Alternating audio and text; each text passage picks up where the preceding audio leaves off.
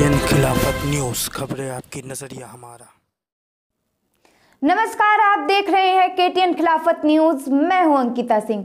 उत्तर प्रदेश की योगी सरकार एक तरफ महिला सशक्तिकरण की बात करती है, महिलाओं की सुरक्षा एवं उनके संरक्षण की बात करती है और इसी कवायद में मिशन शक्ति की शुरुआत भी की, लेकिन इसके बावजूद प्रदेश में महिला उत्पीड़न के मामले रुकने का नाम नहीं ले रहे हैं। और जब किसी महिला का उत्पीड़न किसी पुलिसकर्मी के द्वारा किया जा रहा हो तो बड़े सवाल खड़े करता है।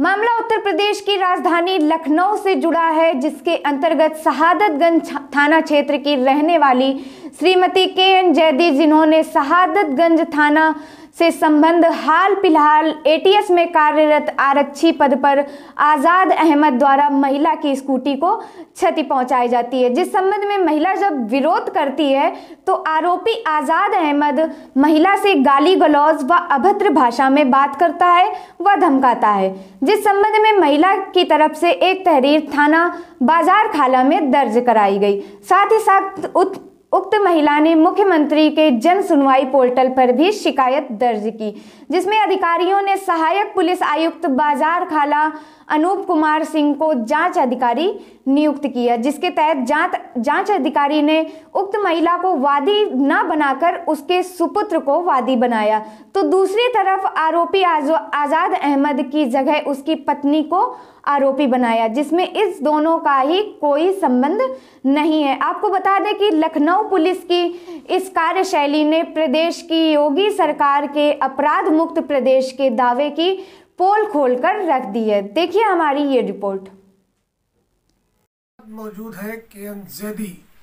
आपको बता दें कि उत्तर प्रदेश की योगी सरकार जिस तरह से महिला सुरक्षा संरक्षा को लेकर दावे तो ज़रूर करती है और इसी कड़ी में मिशन शक्ति की भी शुरुआत की गई, लेकिन इन दावों की पोल खोलती वो तस्वीरें हम आपको दिखाएंगे, जिसमें आप देख सकते हैं कि एक पुलिसकर्मी जो हेड कांस्टेबल के पद पर है, पहले शहादतगंज थाना से संबंध था और अब ATS में हेड कांस्टेबल के पद पर काम कर रहा है। जिस तरह का रवैया उसका महिला के साथ में रहा है, गाली गलौज करना और उनकी गाड़ी को नुकसान पहुंचाने के लिए धक्का मुक्की करना, उस मामले में बाजार खाला थाना पुलिस की भूमिका भी संदिग्ध दिखाई देती है। पहले तो हम बात करेंगे पूरा मामला क्या है। सबसे पहले तो आप अपना नाम बताइए और क्या हुआ था वो पूरी बात डिटेल में बताइए। मेरा नाम KN जैदी है, मैं गायनिकोलॉजिस्ट हूँ। मैं अक्सर ऑन कॉल नर्सिंग होम्स वगैरह जाती रहती हूँ। तो मैं 22/11/2020 को भी तकरीबन 2 बजे मैं जा रही थी, तो मैंने गाड़ी बाहर खड़ा की। इत्तेफाक से मैं मोबाइल भूल गई, तो मैं गाड़ी खड़ा करके अंदर आई मोबाइल लेने के लिए, और मैं बस 2 मिनट के अंदर बाहर जाने लगी तो देखा आज़ाद अहमद कुरैशी जो मेरे सामने रहते हैं घर के सामने, वो आ रहे थे 4 व्हीलर लेके। उन्होंने अपनी गाड़ी से मेरी गाड़ी को धक्का देके, बाकायदा जगह थी निकलने की, और तब भी उन्होंने जो है गाड़ी का गेट खोल के हाथ से धक्का देके मेरी स्कूटी गिरा दी। और जब उन्होंने गाड़ी गिराई तो मैं, और उसके बाद थोड़ा आगे जाके वो अपने घर के पास तक गए, उसके बाद उन्होंने वहाँ से गाली गलौज करना शुरू कर दिया। तो मैं चुपचाप अंदर आ गई और अंदर आके मैंने अपने बेटे से कहा कि ऐसा बेटा गाड़ी आगे खड़ा कर दो, मैं बाहर नहीं जाऊँगी, बहुत गंदी बातें कर रहा है वो, बदतमीज़ी कर रहा है। तो मेरे बेटे ने ले जाके गाड़ी आगे खड़ा कर दी। 2 मिनट के बाद मैं फिर निकली और चली गई। मैं चली गई, जब शाम में मैं लौट रही थी तो मुझे ये रास्ते में मिल गए। तो मैंने कहा कि भैया क्या है तुमको हमसे परेशानी, ये बताओ कि तुमने मेरी गाड़ी क्यों गिरा दी, किनारे खड़ी हुई थी, तुमने तब भी धक्का देके गिरा दी उसको। तो कहने लगा मुझसे कि ऐसा है कि लंगड़ी हो, मैं दूसरी टांग भी तोड़ दूंगा, यहाँ से चुपचाप चली जाओ, मैं ATS में हूँ, ATS में तुम समझती नहीं हो, मैं पूरे घर को बनवा दूंगा। और बदतमीजी करने लगा तो मैं चुपचाप घर चली आई। इस मामले को लेकर आपने शिकायतें कहाँ की हैं? मैंने मुख्यमंत्री आवास पे दिया है 3-4 बार एप्लीकेशन, ठीक है, और भी महिला थाने में दी है, कई जगह मैंने दी, बहुत सी 18-20 जगह मैंने एप्लीकेशन दी, मगर कहीं से कोई सुनवाई नहीं हुई है। और यहाँ पे JT पुलिस चौकी से मेरे पास वो आए थे कुशवाहा साहब, तो उन्होंने भी मेरे घर आए, मुझसे उनको जो है पूछताछ करनी चाहिए थी, कोई पूछताछ नहीं की। यहाँ पर इसी एक तरह सवाल की। और भी आता है कि आपने जब तहरीर दी थाने में और उसमें ये भी कहा गया कि आपको वादी बनाना चाहिए था, आपकी जगह पर आपके बेटे को वादी बनाया गया, इस पर एतराज किया आपने? जी बिल्कुल एतराज़ किया मैंने कि मेरा मामला था, आज़ाद अहमद कुरैशी का मामला था, मैंने एप्लीकेशन दी थी, तो मेरे बेटे को ज़बरदस्ती के लिए उसमें जो है सामने ले आए, उसका नाम डाल दिया, उसकी वाइफ आज़ाद अहमद कुरैशी का नाम हटा के उसकी वाइफ का नाम डाल दिया, शिया सुन्नी फसाद ज़बरदस्ती का खड़ा कर दिया, जबकि इस कॉलोनी में कभी कोई शिया सुन्नी फसाद हुआ ही नहीं है।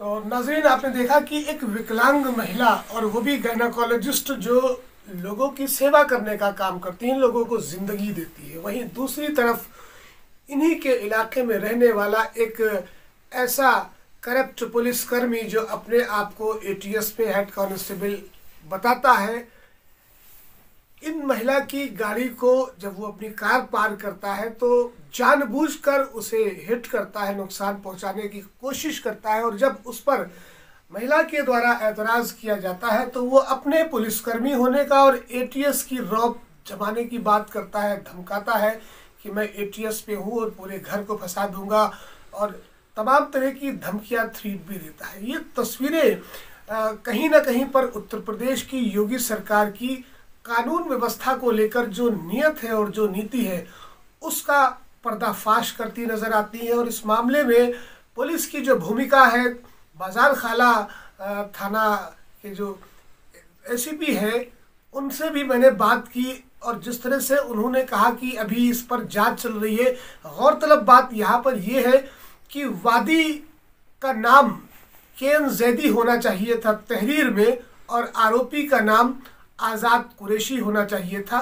पुलिस की संदिग्ध भूमिका यहीं पर नजर आ जाती है कि वादी केएन जैदी के जगह पर उनके सुपुत्र का नाम दिया जाता है और आरोपी आज़ाद कुरैशी की जगह पर उनकी पत्नी का नाम दिया जाता है। मामले को किस तरह से मोड़ने का काम पुलिस करती है और किस तरह से उसके रुख को बदलती है, ये इन तस्वीरों से साफ जाहिर होता है। और दूसरी बात यहाँ पर सबसे गौर करने वाली ये है कि मुख्यमंत्री का जन सुनवाई पोर्टल, उसका गठन इसलिए किया गया था ताकि मुख्यमंत्री से हर आदमी, 23 करोड़ की जनता है उत्तर प्रदेश की, नहीं मिल सकते हैं, वहां तक नहीं पहुंच सकते, अपनी शिकायतों को दर्ज कराने के लिए आम जनता जन सुनवाई पोर्टल मुख्यमंत्री के द्वारा गठित किया गया, उस पर शिकायतें दर्ज कराती है। लेकिन जिस तरह से केएन जैदी ने थाने में तो अपनी तहरीर दी, साथ ही साथ में मुख्यमंत्री के जन सुनवाई पोर्टल पर भी अपनी बात दर्ज की, अपनी शिकायत, और उसके लिए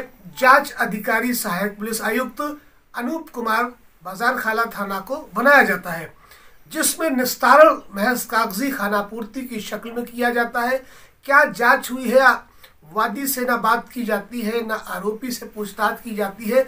तस्वीर के रुख को सांप्रदायिक तरीका देने का यहाँ पर एक सवाल खड़ा होता है कि पुराना विवाद था और शिया सुन्नी का मामला है। पुलिस का जबकि ये काम ये है कि अगर कोई जख्म पुराने हैं तो उन्हें भी दबाने का काम पुलिस का होता है, न कि उन्हें उभार दिया जाए। और जिस तरह से इस मामले में जो कि एक दम्भी पुलिसकर्मी जो अपने आप को एटीएस का हेड कांस्टेबल बताता है और वहीं पर कार्यरत है, अपने उस पुलिसिया रसूख का जो है एक जो प्रभाव डालने की कोशिश करता है, महिला को धमकाता है, उस पर पुलिस को काम करना चाहिए था। बजाय इसके पुलिस ने तस्वीर के रुख को ही बदल दिया। उम्मीद करता हूं हमारे दर्शक भी इस खबर को देख रहे होंगे और मुख्यमंत्री तक अगर इस खबर के जरिए बात पहुंचती है तो कानून व्यवस्था कहां पहुंच रही है, इस पर जरूर गौर करना होगा। फिलहाल इस मामले में गृह विभाग को भी और पुलिस को भी गंभीरता से देखना होगा कि किसी के प्रति अन्याय ना होने पाए। फिलहाल के लिए इतना ही।